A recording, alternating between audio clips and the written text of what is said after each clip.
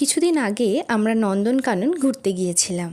নন্দনকাননের কোথায় কি আছে এই ব্যানারটা দেখলেই আপনারা বুঝতে পারবেন। আমি ওখানে কিছু মাছ দেখেছি, যেমন প্রথমেই যে মাছটা আপনাদের আমি দেখাচ্ছি, এই মাছটির নাম অ্যালিগেটর গার। তারপরেই আছে কিছু গোল্ডফিশ, তারপর এই অ্যাকোরিয়ামটায় আছে কিছু গাপ্পি মাছ, তারপর এই অ্যাকোরিয়ামটায় আছে আরোয়ানা, টাইগার অস্কার। এই যে সামনে সুরলা মাছটি দেখছেন, এই মাছটির নাম মেকিং ক্যাটফিশ, বা একে কেউ কেউ রেড টেল ক্যাটফিশও বলে। এখানে আছে কিছু লাল রঙের চিংড়ি মাছ, এতে কিছু চিকলেট জাতীয় ছোট মাছ আছে।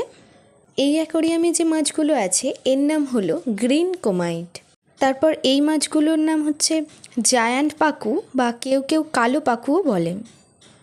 ওই যে দূরের অ্যাকোরিয়ামটা দেখছো, ওতে আছে উইডো মাছ।